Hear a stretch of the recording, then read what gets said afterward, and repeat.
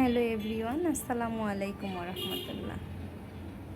আশা করি যে যেখান থেকে দেখছেন সবাই অনেক ভালো আছেন। আলহামদুলিল্লাহ, আল্লাহর রহমতে পরিবার নিয়ে আমরাও অনেক ভালো আছি। আজকে সন্ধ্যার সময় আমরা সবাই মিলে নিচে একটু ঘুরতে গিয়েছিলাম। তো আমার ছোট ছেলে বলছে যে আম্মু পিৎজা খাবো। তো যেহেতু আমাদের বাসার নিচেই বেকারি, লাইভ বেকারি দিয়েছে, এখন তো বাইরের থেকে আর নিয়ে আসার কোনো প্রয়োজন নেই।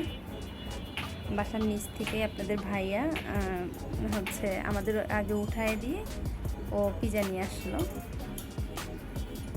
তো ওটা এখনও সব এখন ভাগ করতেছে।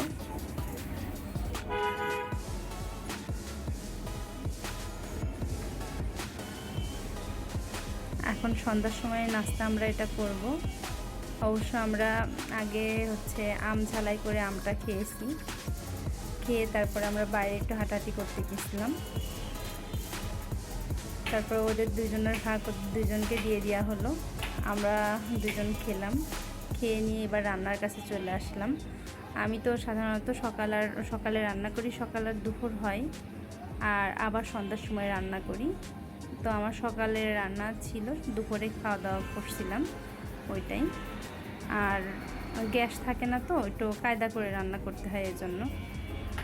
আর এখনও কিন্তু গ্যাস ভালোভাবে আসেনি, এখনও অল্প অল্প গ্যাস, এই জন্য আমি সিলভারের পাত্র দিছি। যখন একদম অল্প গ্যাস থাকে তখন আমি এই পাতলা পাত্রটা দিই, তাহলে তাড়াতাড়ি হয়। এদিকে আমার পেঁয়াজটা দেখছি যে এতখানি মানে বাদামি কালার করতে চাইছিলাম না, আমি চাইছিলাম যে আর একটু হালকা হবে, হালকা বাদামি হলে সেটা আমার কাছে ভালো লাগে বেশি। তা আমি মশলা তো সব একবারে মানে নুন হলুদ থেকে শুরু করে মানে মশলাপাতি যা যা দেওয়ার দরকার হয় সব কিছু আমি কিন্তু একবারে ব্লেন্ডারের মধ্যে দিয়ে দিই, যাতে আলাদা আলাদাভাবে আমার আর কষ্ট করতে না হয়। যেটুকু লাগবে পরিমাপ মতো আমি দিয়ে দিই।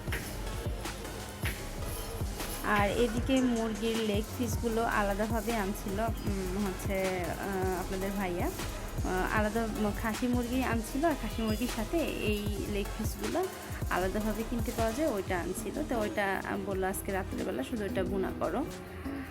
তো আমি আবার ওইটাই রান্না করতেছি এখন। সব মশলা ভালোভাবে কষাই নিলাম। আর ইলাচের ফলটাও কিন্তু আমি সব কিছুই দিয়ে দিই। ইলাচের ফলের ওই চুচাটা আমি দিই না ব্লেন্ডারের মধ্যে, চুচাটা আমি নিই না, চুচাটা আমি ফেলে দিই। চুচার মধ্যে যে বিচিগুলো থাকে ওই বিচিগুলো আমি ব্লেন্ডারের মধ্যে দিয়ে দিই, তাহলে খুব সুন্দরভাবে মানে মিহিন হয়ে যায়। আর চুচা দিলে পরে একটু আঁশ মতো লাগে আমার কাছে। এদিকে পানি দিয়ে দিলাম, আর আমার ভাতটা অলরেডি হয়ে গেছে। গোশ রান্নাটা আমার কমপ্লিট। এখন হচ্ছে গোশ রান্নাটা এদিকে রেখে দিয়ে আমি আবার আজকে একটা মজার রান্না করব, সেটা হলো কাঁঠালের ইঁচড় বসাই দেবো। এদিকে আমার ছেলেদের অনেক ক্ষুধা লেগে গেছে, ওরা বলছে আম্মু খাবার দিয়ে দাও, এই জন্য ওদের খাবারটা আমি আগে দিয়ে দিচ্ছি। তো দিয়ে আমি এদিকে আপনাদের ভাইয়া হচ্ছে কাঁঠাল কেটে দিল আমাকে, আমি কাঁঠালটা রান্না করব। কাঁঠাল রান্না কিন্তু গোশতের থেকেও আমার কাছে বেশি ভালো লাগে। তো কাঁঠালটা আমাকে আপনাদের ভাইয়াই হচ্ছে সব বেছে দিয়েছে। কাঁঠাল কিন্তু আমরা শুধু রুয়াটা নিই, আর অনেকে দেখে একদম পুরাই যে এটা সহ নেই। তা আজকে কাঁঠালটা একদমই পোক্ত না, এই কারণের জন্য সব কিছু সহকারে আপনাদের ভাইয়া দিল। বলছে সবাই যখন খাই তখন আমরাও একটু টেস্ট করে দেখি। তা আমি সব মশলাপাতি দিয়ে সব বসাই দিছি। তারপর সিদ্ধ হয়ে গেলে এর মধ্যে একটু হলুদের গুঁড়া দিয়ে দিলাম, তারপরে আটা সামান্য একটু গুলায় দিয়ে দিছি। তারপরে বাগার দিয়ে দিলে আমার রান্না কমপ্লিট হয়ে যাবে। তো যাই হোক, সবাই ভালো থাকবেন। আবার নতুন কোনো ভিডিওতে দেখা হবে ইনশাল্লাহ। আল্লাহ হাফিজ, আসসালামু আলাইকুম ওরহমতুল্লাহ।